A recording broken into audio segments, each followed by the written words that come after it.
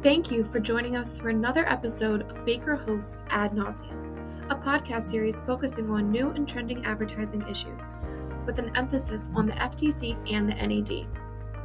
I'm Leah Brave, and you're listening to Baker Hosts. We are once again joined by Amy Mudge and Daniel Kaufman, two partners from Baker Hostetler's advertising, marketing, and digital media team. Together, they have decades of advertising experience and approach advertising issues from multiple perspectives. On today's episode of Ad Nauseam, Amy and Daniel talk about how the revised Testimonial and Endorsement Guides are raising some new issues that marketers and agencies need to consider, some of which reflect a shift in common practices.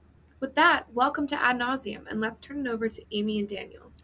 Welcome back, folks, to the new episode of Ad Nauseam. Thanks so much for joining today. And today, Daniel and I are going to focus on the revised Testimonial and Endorsement Guides. Now, folks might say, wait a minute, Amy and Daniel, you're usually far timelier than this. These things came out in June. Well, the short answer is we didn't really see much new news in the guidelines at the time. And I thought it was more about kind of updating the guides to include some of the examples that the FTC staff had added over the years into its business guidance frequently asked question document. And based on, I would say, some recent FTC activity and also some conversations we've had with staff, FTC staff and NAD staff around ANA and elsewhere, we think that there might be some changes afoot, particularly in how disclosures are placed and phrased. So we thought it was high time to talk about this now. So Daniel, what influencers do you follow, and do you listen to any of their suggestions? Amy, so I don't know, maybe I'm just old-fashioned this way. There are a lot of people I follow on a lot of different platforms, but they're not necessarily people who I'm going to be listening to in terms of what am I going to purchase and what am I going to buy. Tara Reid, for example, I follow her on multiple platforms. I'm not necessarily buying like what she might be promoting. I'm kind of intrigued by it. But this has just not been my universe really in terms of my purchasing skills. It's much more my entertainment value. And I spend far too much time on social media entertaining myself. Yeah, we know you're a TikTok addict, Daniel. Totally. We know how much time you spent on TikTok over the holidays.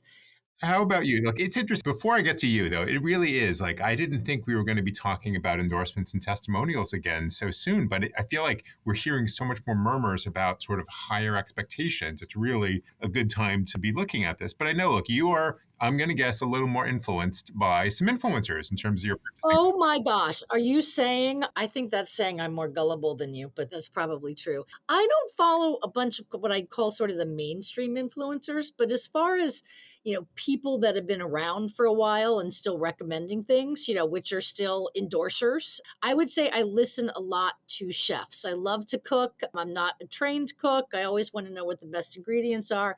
I will buy anything Barefoot Contessa tells us to buy. And there's a brand of California olive oil I bought for years. Even the salt I buy is what Barefoot Contessa told me to buy. And I like another local blogger, Once Upon a Chef. She's also got some great ideas. But I do follow the Kardashians. I'm not going to shy away from that. I don't know if I bought much. I buy Skims. I buy Skims in Good American. So I put some money into their family coffers. So Barefoot Contessa is my all-time favorite chef. I've got all of her books. I cook a lot of her stuff. Her orzo with shrimp and feta is one of my favorite dishes. So huge Contessa fan here. I will tell you before we get into the influencers, actually I know one of your other favorite recipes from the Barefoot is the turkey lasagna, which turned me on to, and it is absolutely fantastic. My favorites are her shrimp scampi, her macaroni and cheese, and her meatballs. But that turkey lasagna is nothing to sneeze at.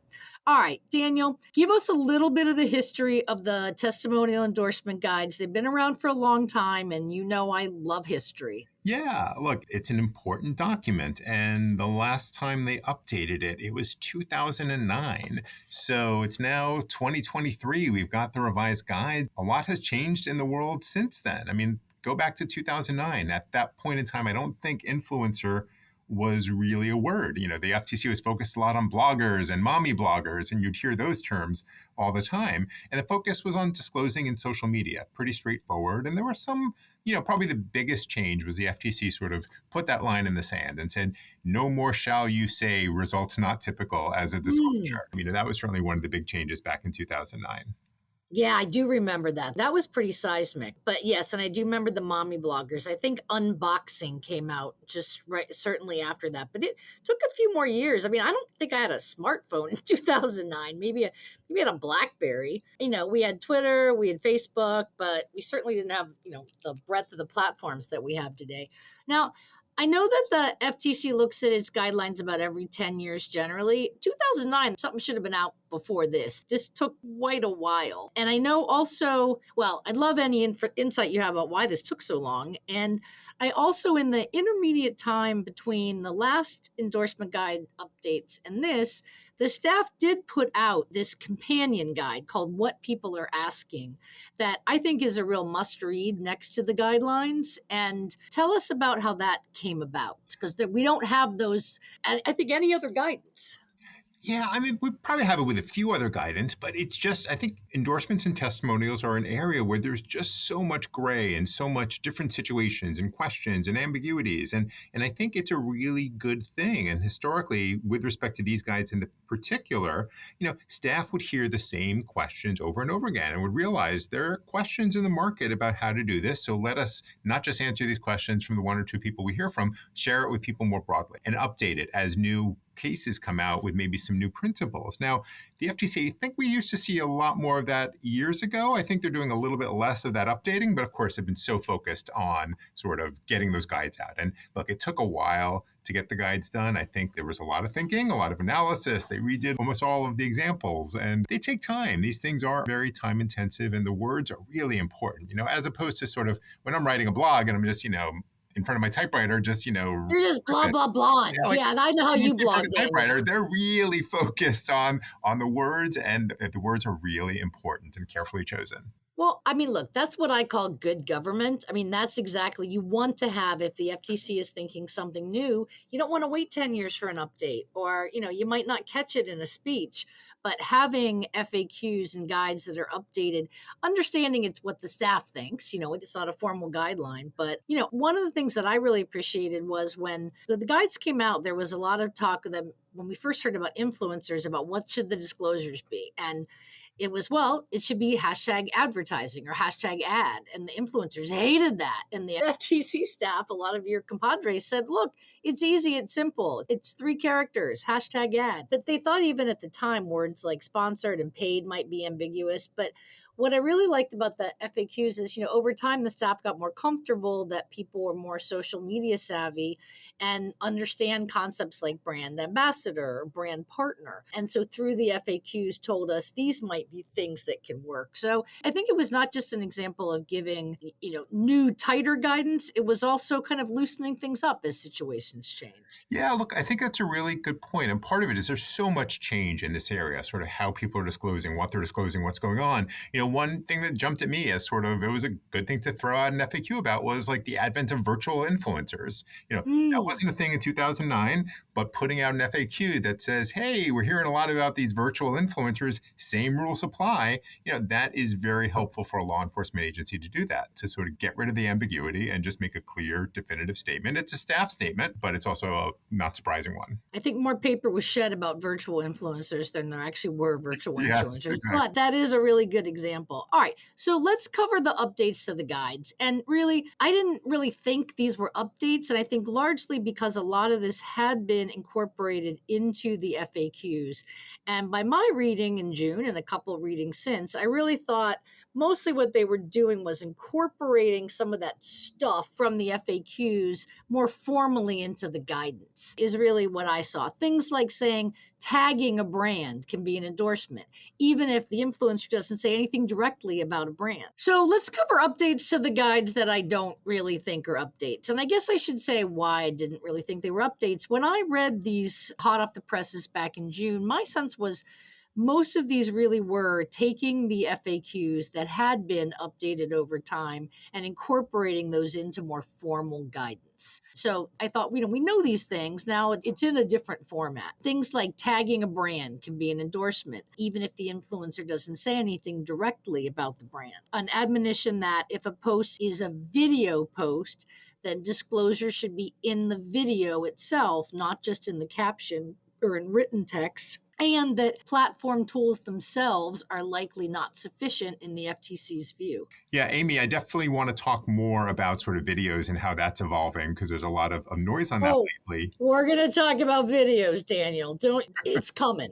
Yeah, but look, there's a lot of other stuff in the guides. And again, we know the FTC is broadly looking at theories of liability and who's liable for the dissemination of problematic posts. And they make that clear in the guides as well. One thing that did strike me, that they're starting to open the door just a little bit. And this is where things evolve over years. And sometimes the FTC takes a little bit of time, but there is starting to be a recognition that there are some influencers that everybody just knows is getting paid. Now, the FTC is not going to say you don't need a disclosure, but they're starting to think about that. And there's language to that effect that there may be some people in this universe, Kardashians, for example, where you might not have to disclose the material connection because we all know they're getting paid.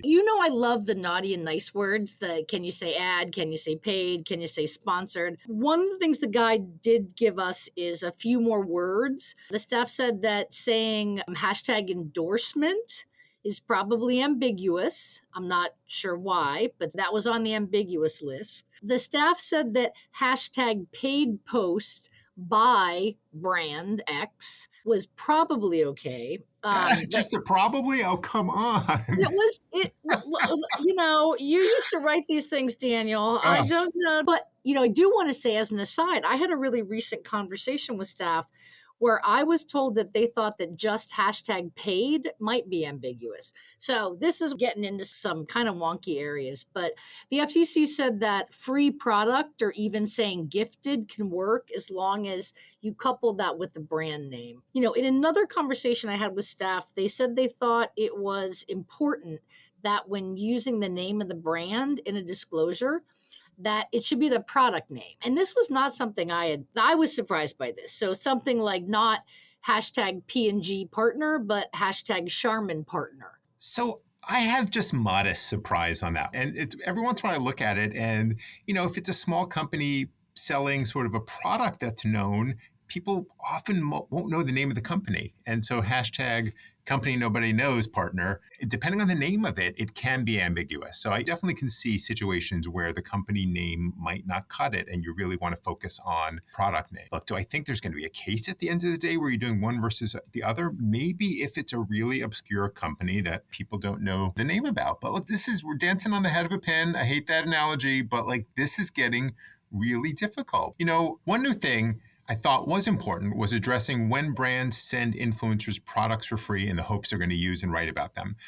Even though there's no contract, there's no agreement, the FTC does make it very clear in the guides that when a brand is doing that, providing free gifts, they should ask the influencer if they post about the product, they should disclose they got the product for free. And the FTC comes knocking, they're going to want to see proof that all well and good to give people free stuff. Please send it to me, care of my law firm here. Me too. Amy and I, we're eager. You can find our address. But include the note that says, if you talk about this and you promote it and talk about it, you got to disclose that it was a free gift from us. You know what? I think it's probably good that they included that, but in my experience, this is really what brands were doing generally. I think this was intuitive and is not new news to anyone. The guides also had some discussion of compliance expectations, far more specific than I remember seeing before. But again, I think what they articulated probably are the best practices that a lot of brands look to. Things like pre-clearing posts in advance is better than cleaning them up on the back end. And that brands should monitor what an influencer is posting while they're under a contract with them, but they should continue for some reasonable time thereafter to continue to watch. But, not in perpetuity, which was nice to have the FTC acknowledge. Yeah, so I know we're going to talk a little bit about some recent warning letters that the FTC sent out that caused quite a kerfuffle all around. But, one of the big things in here that I was hearing a lot about was just the focus on disclosures having to be unavoidable. The word is unavoidable. Unavoidable. It's a Yes. What pretty strong happened to word. clear and conspicuous? The 5 Ps or how Yeah, many ever Ps there were. yeah, and I got to say, look, this has been the evolution we've been seeing in the FAQs, and we've been seeing it in consent orders, certainly. When you look at all the consent orders of the last few years,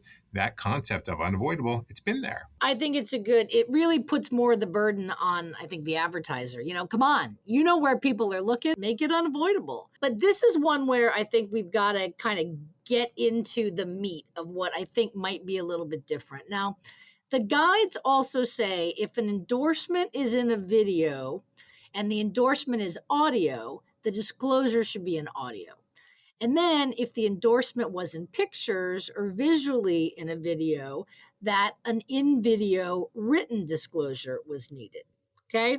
And I can tell you, I, for one, did not think they would ever think about requiring multiple forms of disclosure in video as long as there was a good prominent one. Something like if there was a TikTok video and overlaid on top of the video, not in the text on the side, there was a starburst, maybe that was embedded in the video that said, Charmin partner. And to me, that was an unavoidable disclosure. This idea, maybe you have to also have a speaker saying, yep, this is an ad. Yep, I'm the partner of Charmin, kind of seems like some overkill. So I couldn't agree with you more. Look, I'm getting concerned about sort of where this is heading directionally with written disclosures, oral disclosures, ever-present disclosures. And the part of what I think is happening is the FTC isn't necessarily thinking about the different unique mediums and how people absorb them. People might listen but not watch maybe, or watch but not listen, but those are, I think, the exceptions. I think, again, there is the need to back up and look at it. Like, what is a reasonable consumer seeing here or experiencing here? And I am concerned that this is taking it a little bit too far. I completely agree. I mean, this is not a new concept, right? With television disclosures, I mean, people get up and they get a snack, right? Like people might watch the game with the sound turned off. And this was never something that the FTC felt they needed to come out and really talk about. But this is really, I mean, if there's a mention of the product in the written text that's accompanying the video, right, on the side of it, I mean, that might mean we got to have a disclosure there too. And then, there are platform tools, and maybe some of the platforms are starting to require, at least encourage, that the influencers use those, even if the FTC doesn't, think a lot of them. You can see a case where we might have, stacking 1, 2, 3, 4 disclosures in a single post. And to me, that's just a lot of overkill. I mean, I will tell you, even though there are those words that are in the updated guidance, I sort of read right by them because I just never thought this was actually what would be in the FTC's minds. And even conservative brands and their agencies are not going to these lengths. Yeah, I think also one of the things that strikes me is so many of these platforms, so many of the users are there a lot. They get used to sort of what the platform disclosures look like. So although the FTC may look at it fresh and think, oh my gosh, this isn't quite unavoidable enough, for the typical user who's the reasonable user, they are so used to how these platform disclosures work. So I think there's a lot that needs to be taken into account here that probably isn't. But look, at the end of the day, the standard is, does the consumer understand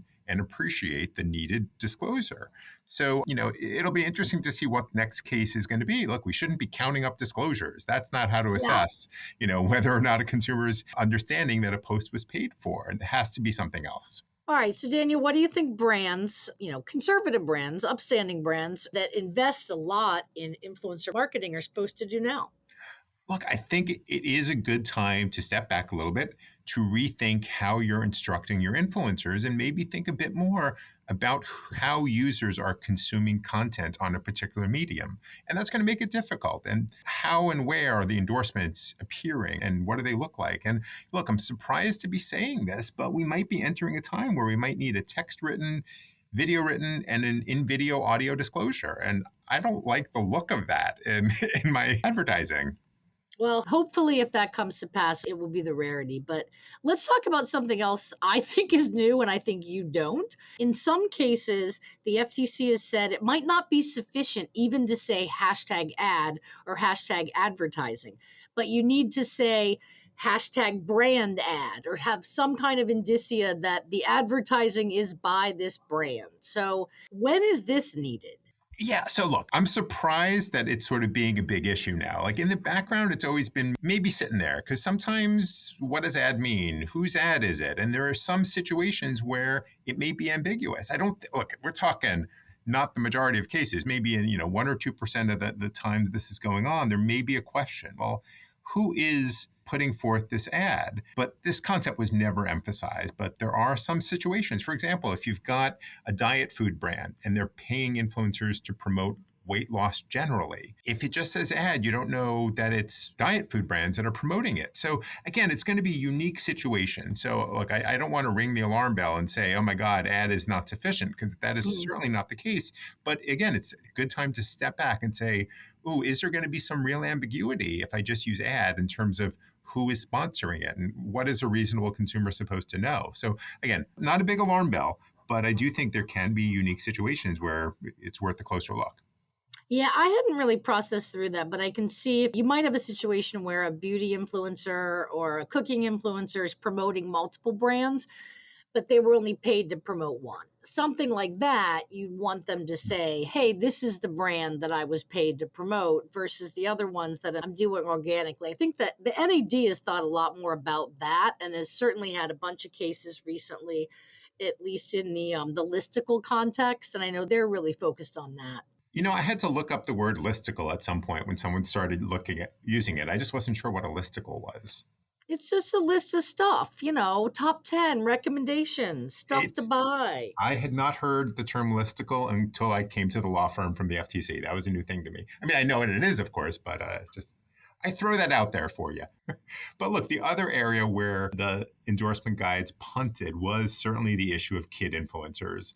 Yes. The FTC staff. Yes. Yeah, that was something new. Yeah. Basically said, this is a thing, we're worried about it. But of course, staff followed this fall with a staff report about what they call stealth advertising to kids. And they really admonished advertisers that when you are sending messages to younger or less sophisticated audiences, including, and it can also include, look, you've got teenagers with perhaps autism or things like that, that even a clear brand ad disclosure might not be enough for some audiences, and that some more detailed explanation when you're dealing with younger audiences might need to be included, such as, I was paid to talk about this toy because the toy company hopes you will buy it. I mean, it seems a little bit excessive, but I get what they're talking about. Yeah. All right. So to wrap up, look, I don't think we were wrong. I think mostly the revised testimonial. We're never wrong, Amy. Thank you. Come on.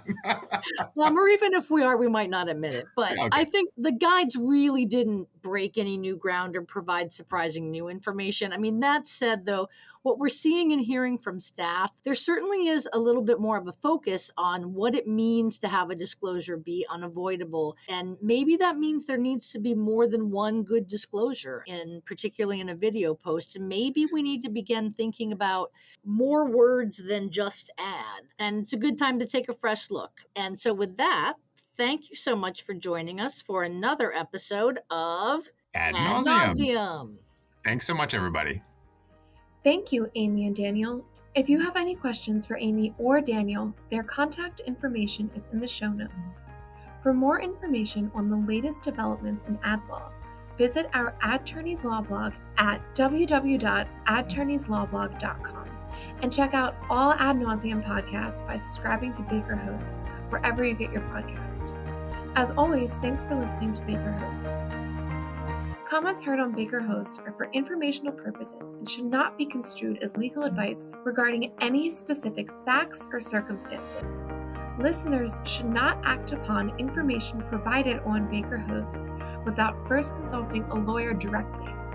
The opinions expressed on Baker Host are those of participants appearing on the program and do not necessarily reflect those of the firm. For more information about our practices and experience, please visit bakerlaw.com.